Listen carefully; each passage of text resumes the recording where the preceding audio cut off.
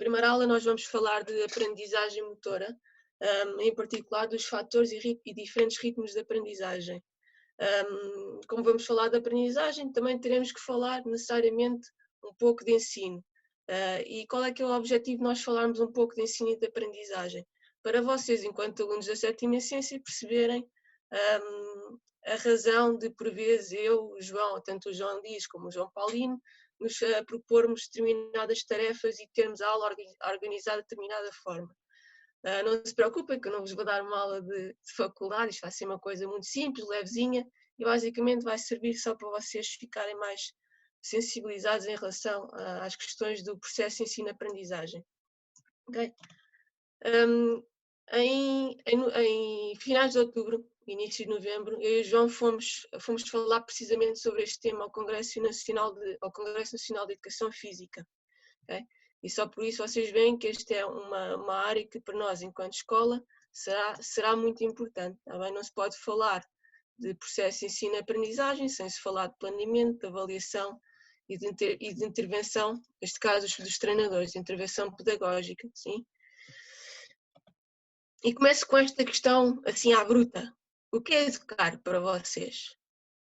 Podem ligar o mão no ar, quem quiser falar, e liga o microfone para falar, está bem? Força, não tenham medo de arriscar. Todos nós andámos na escola, sim? Andámos muitos anos na escola, todos temos noção do que é educar, sim? Mas eu sou uma criança. Mas andas na escola, não andas? Então vá, Leonor, és tu a começar. Diz lá o que é que tu achas que é educar. Estou a pensar.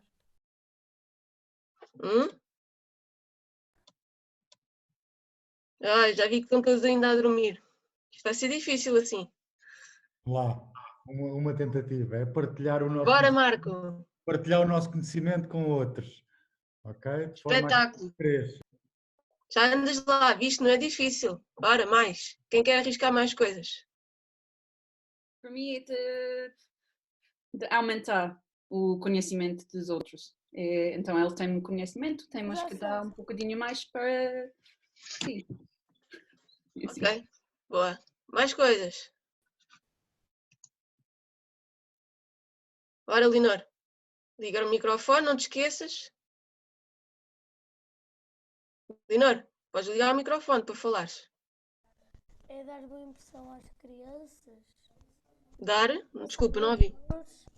Dar boa impressão às crianças e passar... Dá boa impressão às crianças. Então só as crianças é que aprendem, os adultos não aprendem, os mais velhos não aprendem. É. Então vamos ver o que é educar. Educar não é mais do que uma ação entre duas pessoas. Tem que começar assim, não é? Ninguém vai aprender sozinho. Ou aprende? Eu acho que não.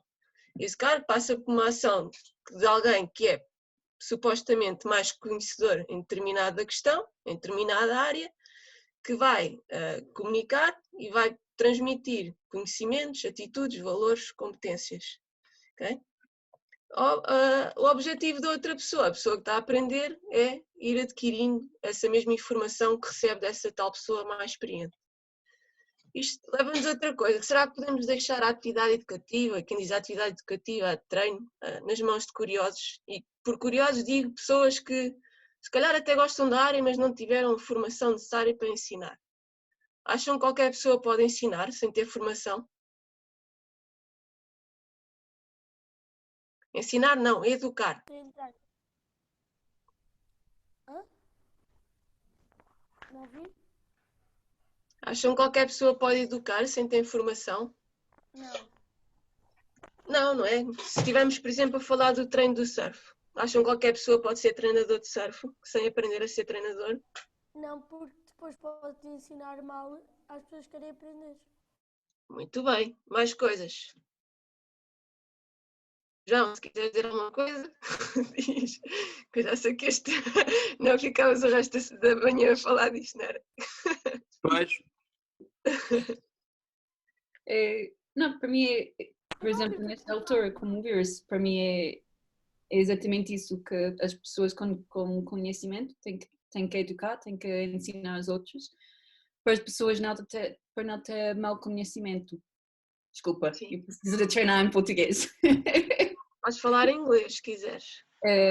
It's to so because if you're just curious but you don't have the correct knowledge, you can give the wrong knowledge. Yeah. So people, which is more damaging, but also maybe you don't know how to communicate well or to explain well in a way that other people can understand. Exatamente. Eu vou Desculpa. tentar falar de isto que a Jéssica disse, é determinante, é importantíssimo. Tá bem? Não basta nós, enquanto treinadores de surf, sabermos surfar para ensinar alguém.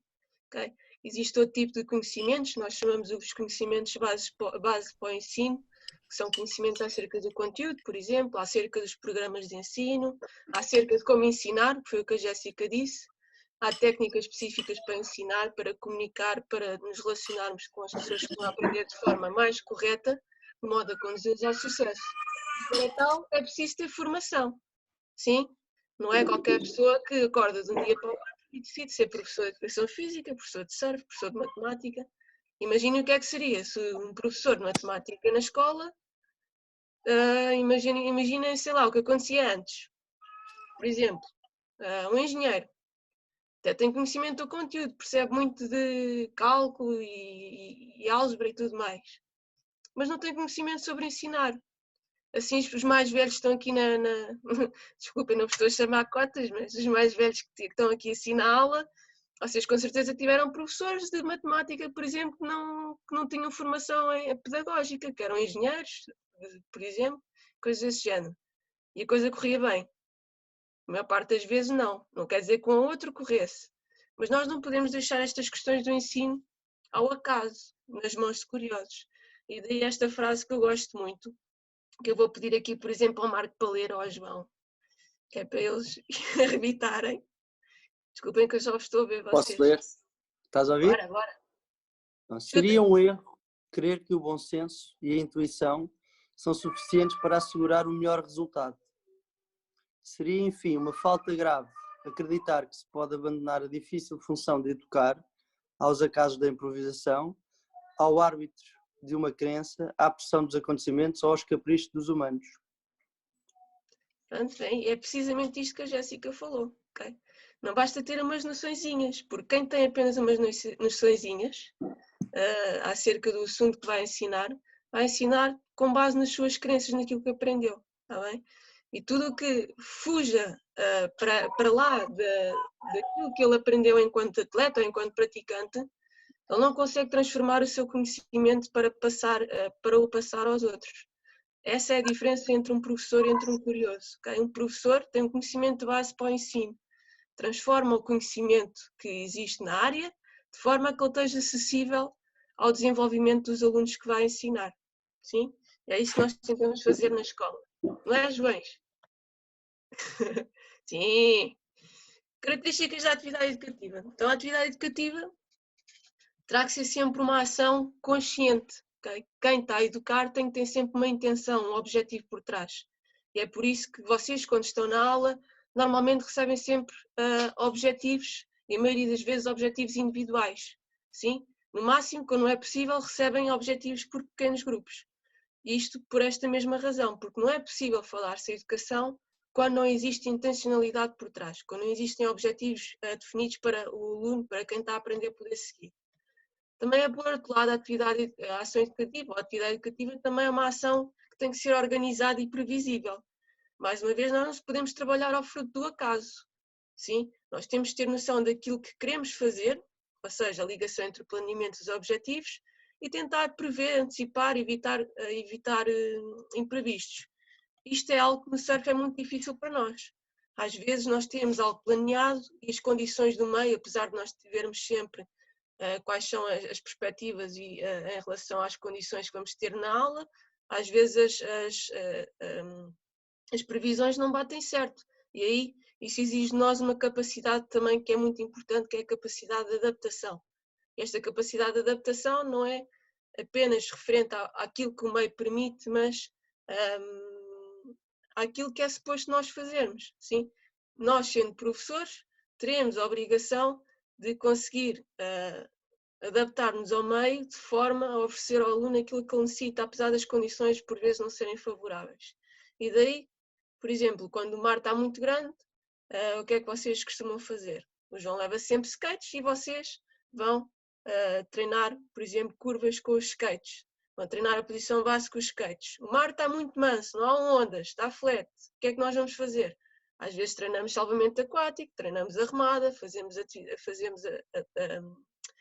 exercícios de condição física, fazemos natação, em águas abertas, tudo questões que estão muito ligadas ao surf e que também fazem parte da aprendizagem de um bom surfista, de um surfista educado. A atividade educativa terá que ser então também participada, controlada. Okay? Nós teremos que constantemente estar a informar-vos daquilo que vocês estão a aprender e daquilo que precisam de fazer para ir mais longe nesse processo de aprendizagem. Esta aprendizagem que vocês fazem é, como eu disse, um processo, não é algo estanque no tempo. Sim, não aprendem agora, está feito, vamos esquecer e vamos aprender outra coisa a seguir. Não, é como se fosse uma corrente com vários elozinhos que são interdependentes entre si. Sim? Ou seja, se eu numa aprendizagem base, se vocês não forem bem acompanhados, se não receberem feedback, se não, por exemplo, virem vídeos, que o João costuma fazer muito, o que pode acontecer é começarem a acumular erros na base e então a vossa evolução para técnicas mais avançadas, por exemplo, para outro tipo de aprendizagens mais complexas, pode ficar comprometido. Daí nós insistimos muito em coisas básicas às vezes. Tem que ser também uma ação coerente. Como nós dissemos há bocadinho, aquilo que nós vos pedimos tem que estar coerente com os objetivos que estão definidos de aprendizagem para vocês. Não é? Isto é lógico, parece lógico para toda a gente. Isto leva-nos a outra questão. É quando nós educamos alguém, nós temos que ter um projeto. Certo? Quando nós vamos fazer uma casa, nós não vamos mandar, peço desculpa a pressão, postas para o ar, para o construtor, faça isto, faça aquilo, e vai improvisando no meio, e depois no final temos uma casa. Não temos uma casa boa, de certeza. E na educação é a mesma coisa. Quando nós educamos alguém, nós temos que ter um projeto. Como um bom arquiteto também tem que ter um projeto de uma casa. Certo? Temos um projeto que nós chamamos de projeto pedagógico. Okay? E aqui no nosso projeto pedagógico existem várias questões que um bom professor terá que fazer para o construir. O que é que vocês acham que pode ser um projeto pedagógico? Podem ligar os micros. O projeto pedagógico é o quê? Pensem nas vossas áreas. Por exemplo, vocês, os mais velhos, o João, o Marco, a Leonor se calhar ainda não sabe. Vocês, nos vossos trabalhos, têm que fazer às vezes projetos, não é? O que é que consiste um projeto pedagógico? Tentar fazer o transfer da vossa realidade aqui agora para a educação.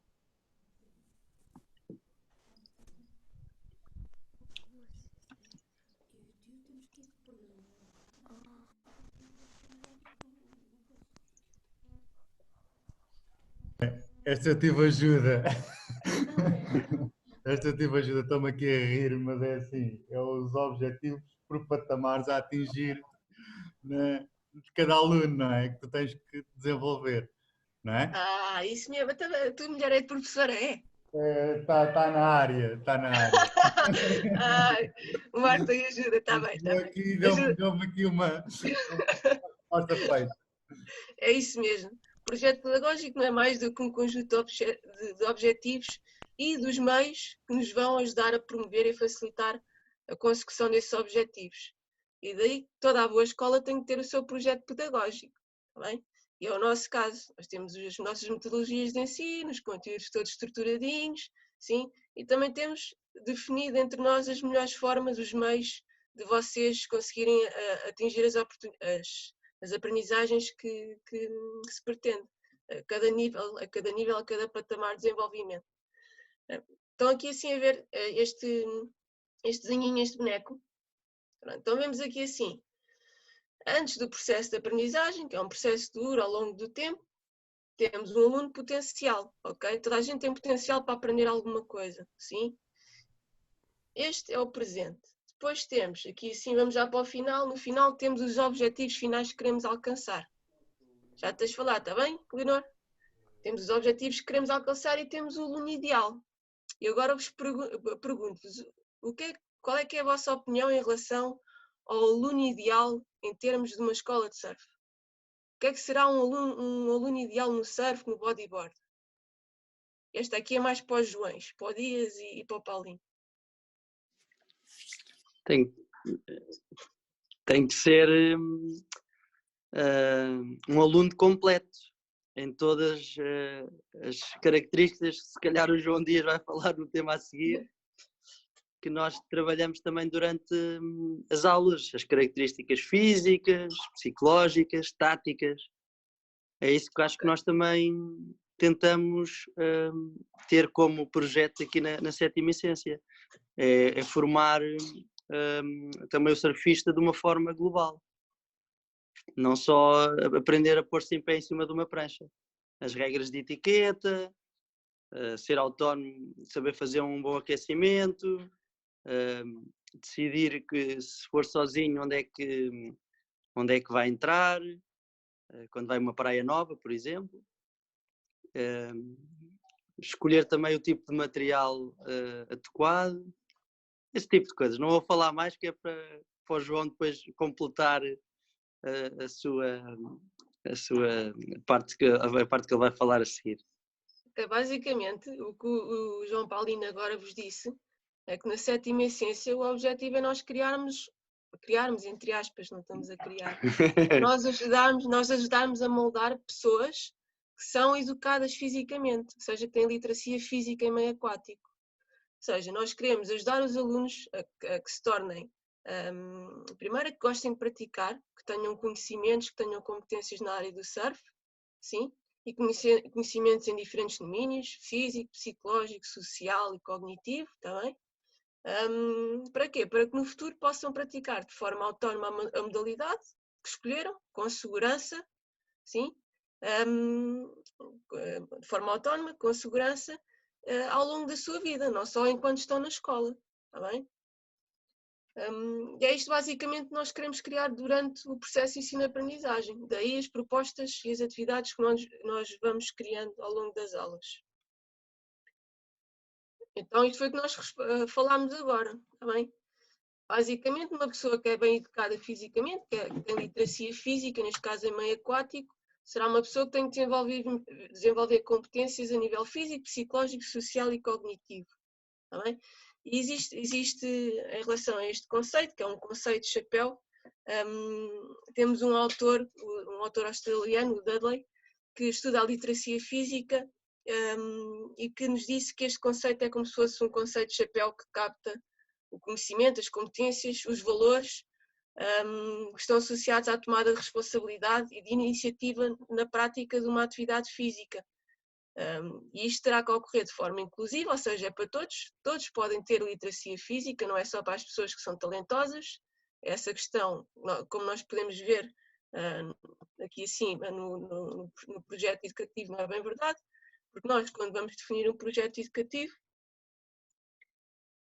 temos que fazer determinadas questões logo de partida. Primeiro, uma questão filosófica, temos que responder quem é o aluno que nós vamos formar. Será que o aluno é fruto da sua genética? Ok? É a sua natureza apenas? Será que o aluno, numa perspectiva mais essencialista, é como se fosse uma tábua rasa? Eu posso trabalhá-lo da maneira que quiser, ele conseguirá atingir aquilo que eu quiser sem condicionamento nenhum? Ou será que é uma síntese dos dois? Será que nós somos um género de mistura entre a nossa natureza e aquilo que a cultura e o meio nos permite ser? Eu estou mais a apontar para esta terceira questão. Depois temos uma questão teórica, que é como é que os alunos aprendem? Que é isso que nós devemos perceber. Como é que se processa o desenvolvimento do aluno? É? Será que ele pode aprender numa lógica apenas de estímulo-resposta? Não me parece. Será que ele tem aprendizagens já desenvolvidas e tem um potencial para desenvolver outras? Já me parece melhor. Depois, questões didáticas. Como é que nós vamos organizar, então, o processo de ensino e o desenvolvimento do aluno para proporcionar sucesso? Sim, este tipo de questões que nós temos que responder aqui assim para definir um projeto pedagógico. Voltando aqui ao Dudley, o nosso investigador australiano. Ele basicamente refere atualmente que existem 4 elementos fundamentais relacionados aqui com o conceito de literacia física. Ele diz que para nós sabermos se uma pessoa é literada ou não, temos que observar estes 4 elementos, ou seja, olhar para a competência de movimento, que é como o João Paulino há bocado disse, em termos de aptidão de física e de aptidão técnica, em vários ambientes, quando falamos de literacia física geral, em mar, em terra, no nosso caso falamos mais em mar, ter um conjunto de conhecimentos acerca de regras, táticas e estratégias de movimento, como o João estava a dizer, tem que saber posicionar na água, tem que saber estar, tem que saber onde é que é o sítio mais correto para entrar, tem que saber as regras de conduta dentro da água, as questões éticas, e depois tem que ter também atributos pessoais e sociais relacionados com o movimento, ou seja, ele não só deve ter gosto, deve promover o seu próprio gosto em praticar atividade física, como também deve ajudar os outros a adquirirem esse tal gosto e essa tal autonomia em praticar, neste caso, surf, bodyboard ou desporto de ondas. E isto, acho que na 7ª ciência, na minha perspectiva, é muito bem trabalhado. Por exemplo, temos o exemplo das questões do salvamento aquático, em que nós vos responsabilizamos, é o que eu sinto, bastante pela segurança uns dos outros e pelo bem-estar uns dos outros. Agora, uma questão para vocês. Quando estamos a falar de aprendizagem, quando é que nós podemos dizer que alguém aprendeu efetivamente?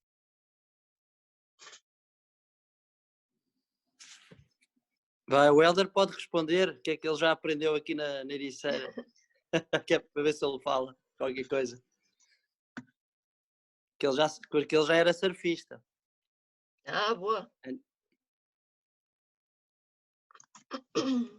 Surfista não era, vou tentando, não é? Isso somos todos. Quando se pode dizer que aprendeu? Eu acho que quando eu vejo que consigo fazer alguma coisa que me deixe satisfeito, é quando eu acho que aprendi. Claro que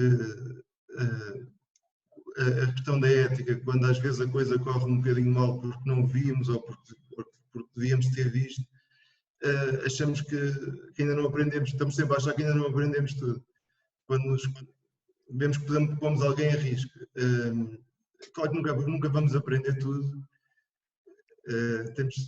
É um processo contínuo de aprendizagem e de aperfeiçoamento.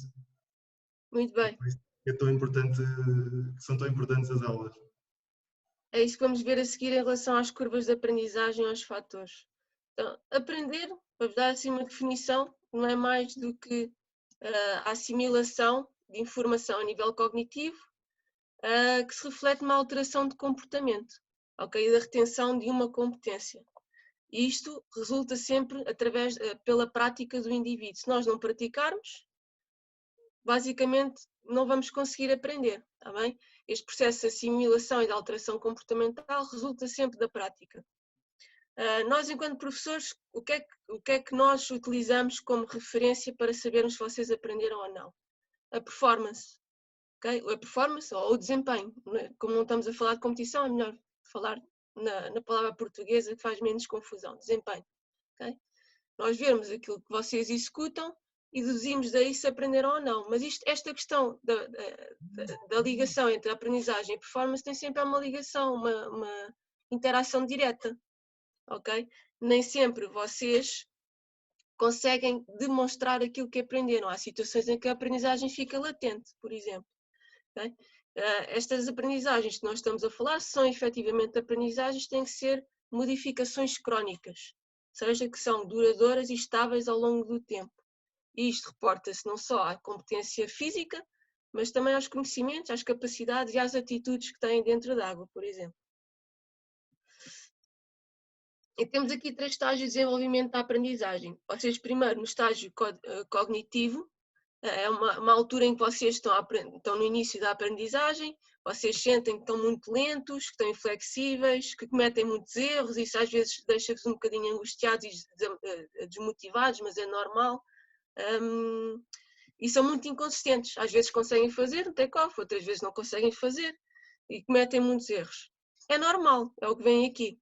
Depois passam com a prática, aí está, e com o feedback que nós vos damos, vocês passam para outra fase, que é uma fase associativa.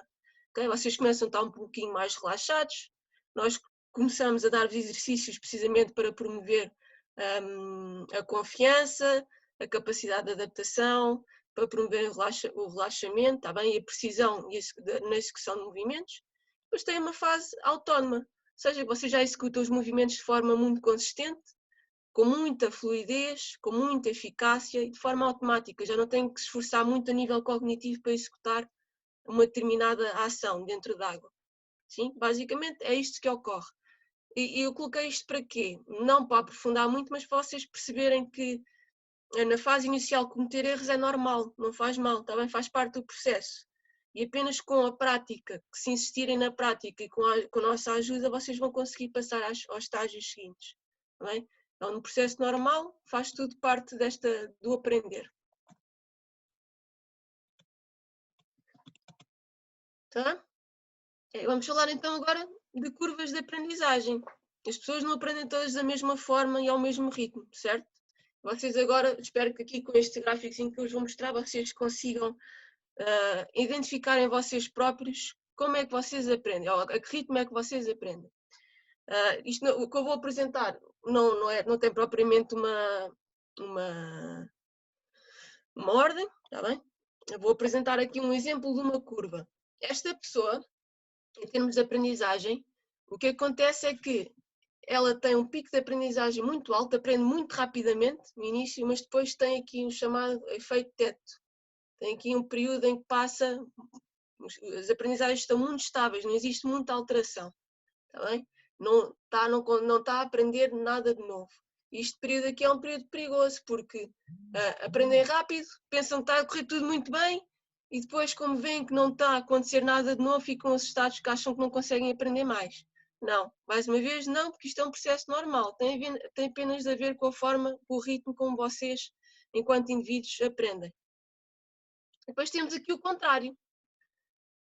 De motivação, porquê? Porque as pessoas acham que eu não consigo aprender, eu não consigo fazer nada, eu não consigo fazer o take-off, e chega aqui um momento em que dão um salto repentino e têm uma curva de aprendizagem muito acentuada, está bem? Chegando aqui assim ao mesmo nível, no mesmo tempo, ao mesmo nível de aprendizagem, ao mesmo nível de desempenho que o outro indivíduo tinha tido, sim?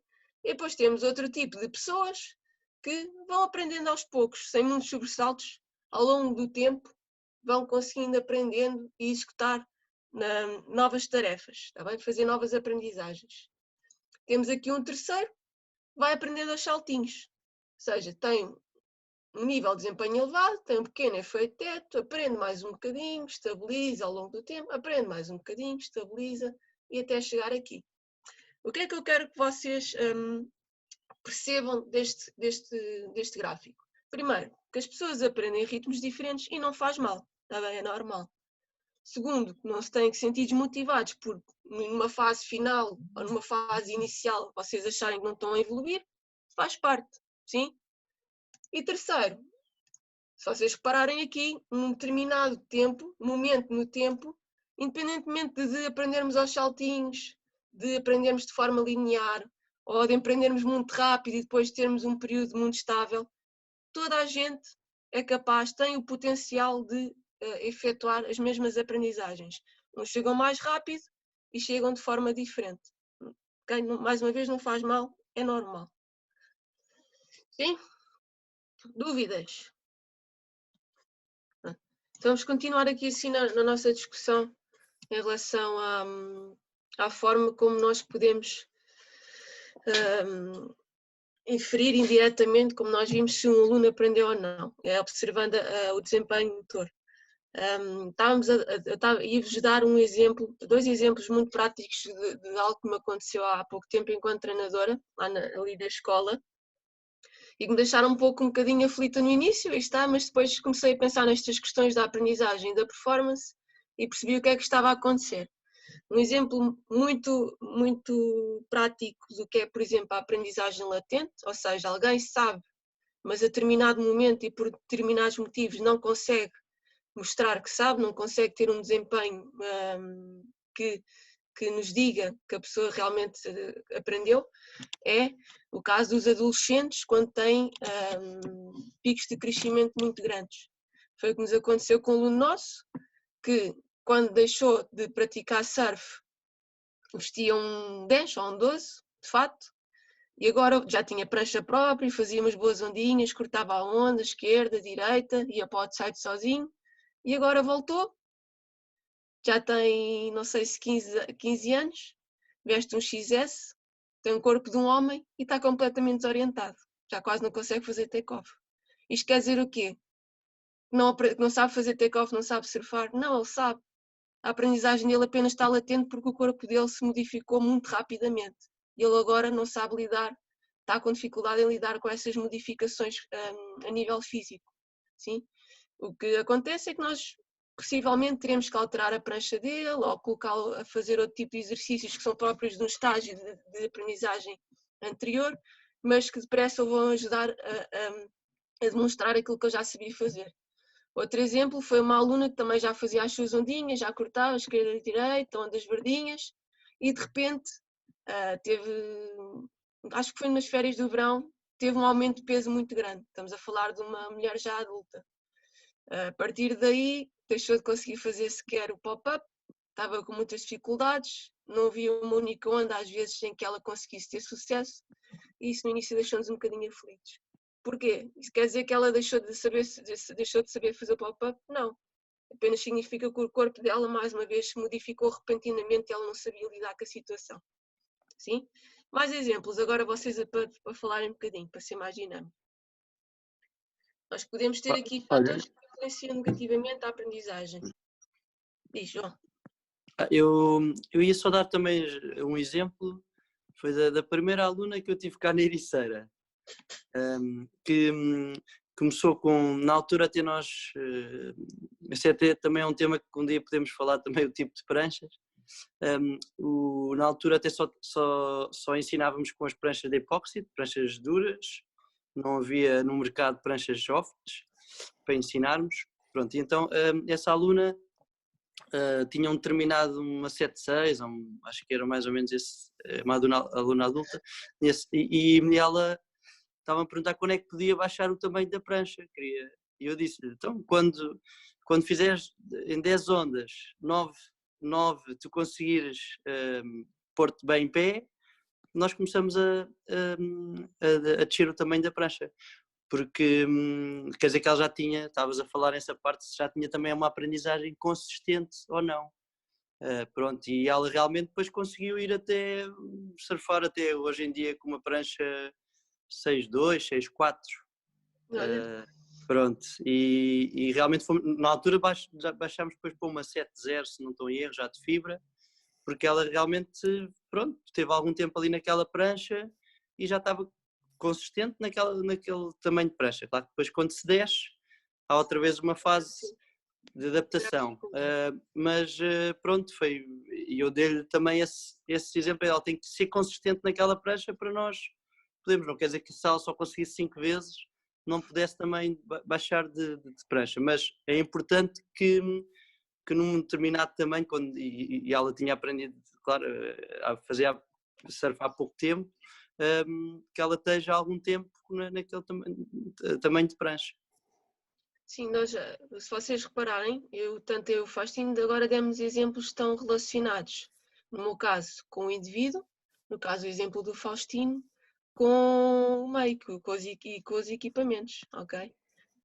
E nós, em relação a estes fatores que influenciam a aprendizagem e esta correspondência entre a aprendizagem e performance, podemos precisamente dividi-los em 3 fatores. Os fatores que estão relacionados com o meio, os que estão relacionados com o aluno que está a aprender e os que estão relacionados com quem está a ensinar. Okay? Por exemplo, em relação ao meio, temos aquilo que o Faustino falou dos equipamentos, que é muito importante. Os alunos têm que ter equipamentos adequados para conseguirem ao seu estádio de desenvolvimento, de aprendizagem, não é?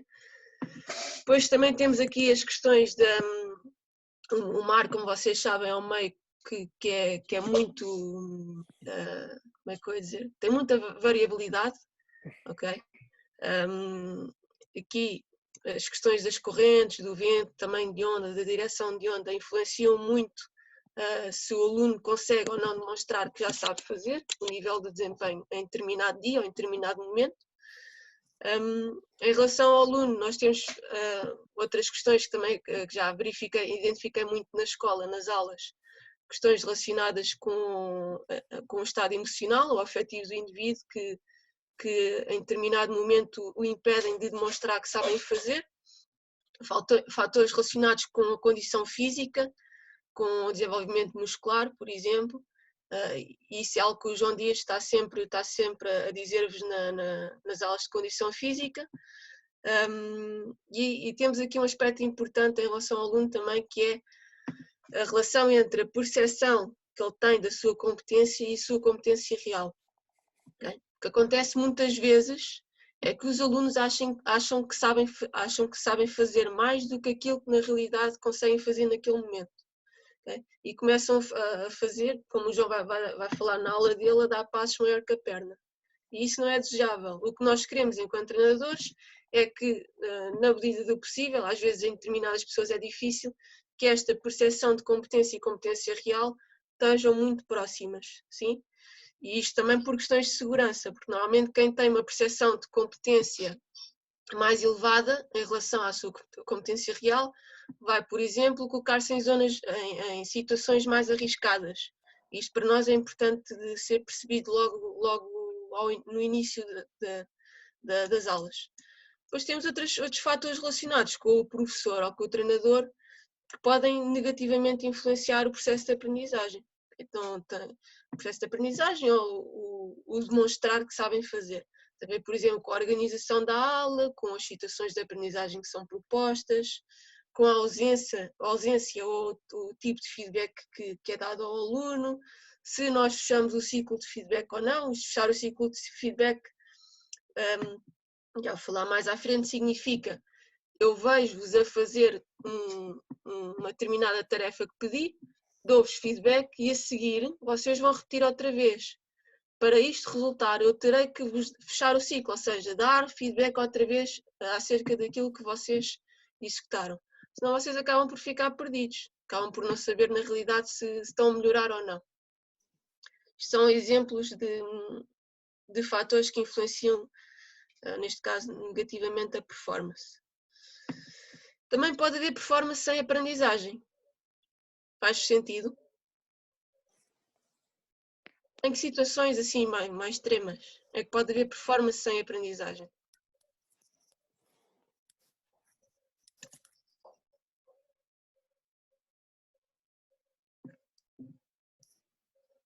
Agora, se calhar é mais fácil pensarmos, em vez de ser no ensino, felizmente esta questão que eu estou a pensar não acontece muito no ensino, vamos pensar na alta competição.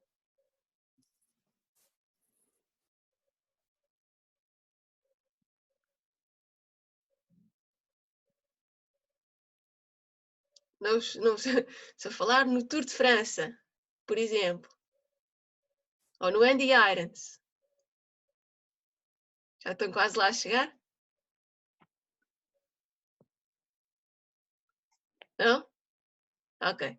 Pode haver performance em alguns momentos quando os atletas, neste caso, utilizam substâncias dopantes. Okay?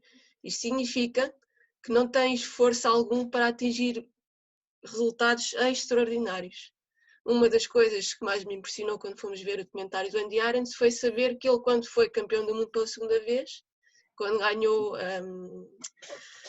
o Pipe Masters, o próprio irmão disse que ele estava completamente sob a influência de cocaína e de analgésicos. Okay? Em outros momentos aconteceu o contrário, ele estava de tal maneira, digamos assim, sob a influência de drogas que nem uma única onda conseguia fazer, como ar pequeno. E são exemplos de alterações na performance que não estão relacionadas com a aprendizagem. Tá bem? Mas agora os fatores de aprendizagem. Temos um tipo de fatores, nós chamamos de fatores prévios, que acontecem antes do aluno estar propriamente a executar determinada tarefa. São eles a instrução e a demonstração, que andam sempre juntas, a par. A instrução inicial, por exemplo, acerca de como a aula se vai organizar. A instrução para a tarefa em relação à forma como a tarefa deve decorrer, é o que nós fazemos.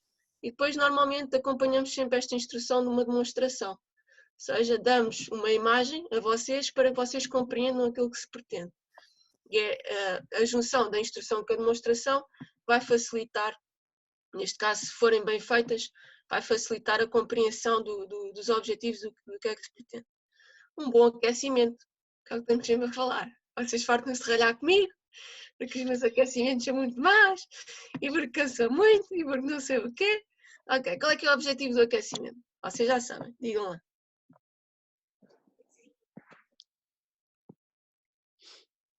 É-vos deixar estafados? Às vezes é. Às vezes tem que ser em determinadas condições. Para que é que serve um bom aquecimento? Pensem lá naquilo que costumamos fazer na praia.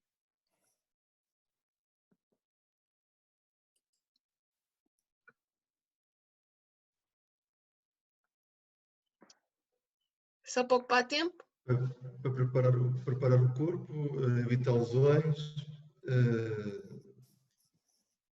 por aí. Ok, mais. Boa. Simular algum tipo de movimentos repetitivos, como por exemplo o pop-up, por exemplo. Boa, Helder. Mais coisas para acrescentar ao que o Helder disse? Basicamente, estão-me a ouvir? Sim, sim. Basicamente, o aquecimento é preparar o organismo para a prática, para conseguirmos ter um melhor desempenho dentro da água. Ou seja, estamos num estágio com metabolismo basal, não é? E vamos entrar num estágio em que precisamos estar ativos para realizar um esforço físico. E se nós aumentarmos essa nossa frequência cardíaca, respiratória, a temperatura corporal, vamos estar mais aptos para realizar a tarefa. Ok, espetáculo. E ainda há aqui outra questão que eu gostaria de acrescentar. Não só serve para preparar o corpo para a prática, dizendo aos músculos que nós precisamos de contrair, por exemplo, na execução de uma determinada técnica, que devem contrair de determinada forma, e daí nós no aquecimento fazermos exercícios mais aproximados ao surf, para dar ao corpo precisamente essa informação, mas também serve para nos preparar a nível psicológico, certo? Basicamente, o que nós vamos fazer com o aquecimento é o nosso cérebro dizer ao nosso corpo: olha, prepara-te que vais começar a trabalhar, está bem? O nosso estado de espírito vai naturalmente, ao longo do aquecimento, alterando-se de forma a estar mais próxima daquilo que se pretende quando entramos na água. Sim? Motivação. É claro que se uma pessoa tem uma motivação intrínseca, positiva, em relação à prática, é óbvio que vai aprender mais e mais rapidamente, possivelmente. Também temos casos de pessoas que vão para as aulas de surf, ou porque vão obrigadas, ou porque foram de arrasto com amigos, e às vezes isso nota-se logo ao início, que as questões de motivação ali não as ajudam muito as primeiras aprendizagens. Ou seja, o primeiro passo é nós realmente querermos estar ali e termos uma motivação intrínseca e positiva em relação àquilo que nós vamos fazer à prática. Processo de antecipação não vou falar, isto é muito específico. Questões emocionais já falámos, tá bem? A questão do medo e do stress. O medo é natural, faz parte da aprendizagem de por cima de uma modalidade em meio natural, um meio que nós, enquanto humanos, infelizmente, nos deixou de ser muito próprio, apesar de termos estado 9 meses em meio aquático, quando em gestação. Já Platão dizia que uma das maiores tragédias do ser humano é passar 9 meses no meio aquoso a desenvolver-se e depois passar os restantes anos com medo da imersão. E é basicamente isto que acontece. Sim? Medo das ondas grandes, medo de stress porque está muita gente, isto faz parte e é normal. Agora a questão é, nós não vamos conseguir transformar esse medo e esse stress em algo positivo para a aprendizagem se não o aprendemos a enfrentar. E isso faz insistindo, primeiro aceitando que é normal ter medo, é normal estarem um bocadinho estressados, depois insistindo em continuar a tentar e em pedir ajuda se for preciso, está bem? A pedir a alguém mais experiente ou que esteja mais tranquilo para vos ajudar a ultrapassar esse medo. Temos as questões sociais e culturais, basicamente tem a ver com estas questões que há bocado falei, de nós muitas vezes irmos arrastados pelo que os outros querem ou pelo que os outros gostam, porque são os nossos pares, e os nossos pares têm muita influência naquilo que nós fazemos, como nós sabemos. Depois temos as características da tarefa. Nós, quando vos damos uma tarefa, como eu falei há pouco no início da aula, temos que ter sempre uma intenção por trás, um objetivo. E temos que ter uma forma de organizar que tem que estar de acordo com o que vocês necessitam para determinada fase de aprendizagem. Está bem? Isto para quê? Para potenciar o tempo de prática que vocês vão ter em determinada tarefa e de acordo com o objetivo que vos dermos.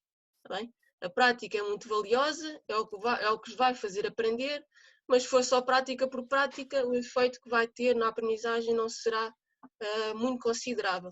Está bem? E daí nós insistirmos muitas vezes que quando vos damos objetivos, é importante que se foquem neles, em trabalhar para a concretização desses objetivos da aula. Não é? Placebo não vou falar. Depois temos outros fatores que são concomitantes. O tempo prática, como eu estava a falar. Ou seja, o tempo prática que nós queremos não é uma prática só por prática. O que nós queremos basicamente é um tempo de prática em que potencialmente vocês poderão aprender. E nós já vamos ver como é que nós devemos organizar e intervir junto de vocês para que vocês estejam numa prática que vai potenciar a vossa aprendizagem. Temos a questão do feedback, também já falamos. Vocês, quando estão a praticar ou a executar determinada tarefa, devem ser sempre acompanhados de uma informação de retorno. Não é? Porque a maior parte dos praticantes, principalmente aqueles que estão numa fase inicial da aprendizagem, não têm consciência dos movimentos que executam. Sim? Isso é algo que mesmo para muitos atletas de alto rendimento é difícil. Daí mesmo um atleta de alto rendimento precisa ter sempre o treinador ao seu lado. Depois temos fatores posteriores que são, neste caso é apenas o feedback, que também pode acontecer depois do praticante executar determinada tarefa. Agora vamos falar então aqui do tempo prático e do tempo potencial de aprendizagem. Há muitos anos atrás, nos anos 80, quando se começou a estudar a eficácia de ensino na educação física, percebeu-se, e já se tinha percebido em estudos anteriores, nos anos 60, que o tempo de prática é uma das variáveis mais importantes para o sucesso, okay? Para a aprendizagem ocorrer efetivamente. Mas também se percebeu, por outro lado, que apenas o tempo de prática não serve. Nós temos que falar num tipo de prática que tem que ter condições específicas para que a aprendizagem ocorra. Como disse há bocadinho, aquilo que vocês fazem tem que estar coerente com os objetivos que vos foi dados. Está bem? Prática só pela prática não vai ter um efeito desejado. Essa prática deverá estar em torno dos 80% de sucesso. Ou seja, se vocês tiverem sempre sucesso, significa que o exercício ou a tarefa que nós vos demos é demasiado fácil. E logo, como vamos ver à frente, se é demasiado fácil, vocês não estão a aprender, não estão a adquirir informação nova. Sim? Daí estes 80%, tudo decorrente da investigação acerca do ensino. E depois, o que vocês fazem, a tarefa tem que ser sempre acompanhada de apoio.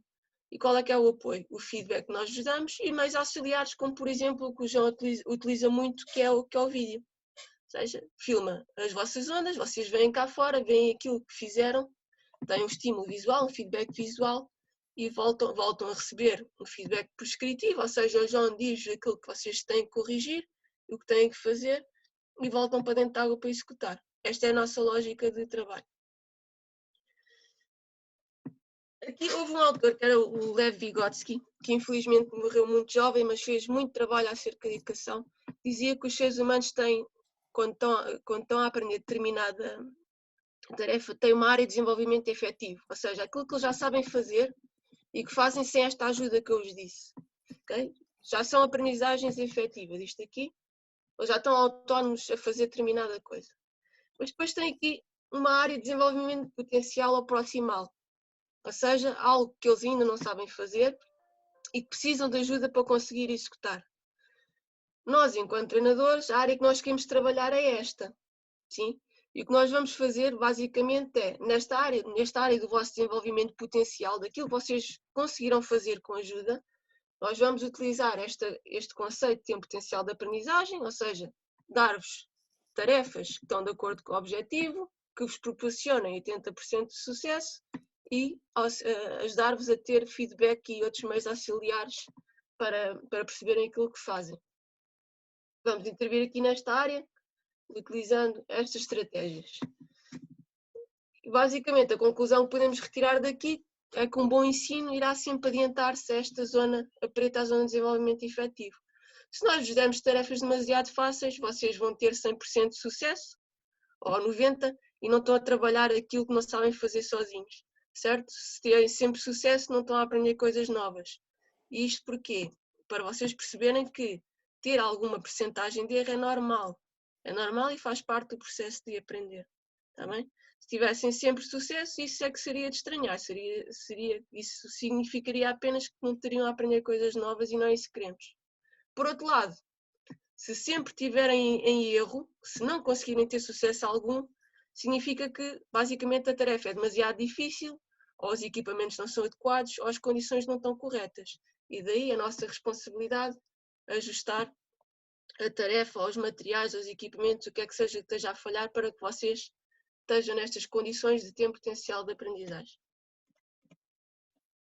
O feedback, basicamente, vocês sabem o que é que quer dizer, não é mais do que uma informação de retorno acerca da prestação motora ou cognitiva que vocês têm. Tem vários tipos. Aqui, quanto ao objetivo, nós podemos dizer que existem feedbacks avaliativos. Está bem, está mal, boa. O prescritivo. Olha, põe o pé da frente mais à frente, põe o pé de trás mais para a frente, baixa mais a bacia. Ou os descritivos. Estás a ficar com os joelhos muito para fora, estás a ficar muito alto, coisas deste género. Os interrogativos, que é chegar ao pé de vocês e perguntar-vos o que é que aconteceu, onde é que tu tinhas o pé da frente? Percebem a diferença? Okay. Em termos de investigação, o que nos dizem é que os prescritivos são os feedbacks que têm maior impacto no sucesso dos alunos. Depois temos, enquanto à formas de feedback kinestésico que nós utilizamos muito no início da aula, que é manipular os vossos segmentos para vocês estarem na posição correta. Por exemplo, quem está a aprender a take-off. Temos feedbacks visuais, enquanto à forma, ou seja, imaginem, nós fazemos a forma correta, a posição correta em relação à posição base e vocês veem-nos a fazer. Depois temos auditivos, que é nós falamos e vocês ouvem-nos. E temos mistos, que é uma mistura destes que eu vos apresentei. Depois temos outras situações, quanto à direção, nós, a maior parte das vezes, damos feedbacks individuais. Mas também é importante, isto para vocês perceberem porque é que as aulas, normalmente, nós chamamos-vos para sair da água, normalmente também é muito importante parar a aula e dar feedback a determinados grupos de nível, ou até mesmo à classe toda, ao grupo inteiro da aula. Okay? Nós fazemos isto porquê? Por duas razões. Porque pode existir um erro que seja comum, e então não vamos estar a dar feedback a cada um individualmente, e porque às vezes é preciso parar a aula para vocês se reconcentrarem, ou porque estão muito dispersos, ou porque o objetivo não está a ser cumprido, e então chamamos para fora da aula, para voltar a falar com vocês, e até mesmo por uma questão psicológica, para voltarem a reconcentrar naquilo que era suposto. Pronto. Parei por aqui. Espero que não tenha sido muito seca, foi muita coisa ao mesmo tempo. Mas foi assim uma coisa levezinha em relação àquilo que existe nesta área. Tá? E estava para estudar durante anos só estas questões que eu vos apresentei. Se tiverem alguma dúvida, se quiserem fazer comentários, por favor façam, que eu tento responder da melhor forma possível. Deixei-vos aqui alguns linkzinhos que eu depois envio à apresentação para vocês consultarem agora no tempo de isolamento. E tratem-se bem, está bem?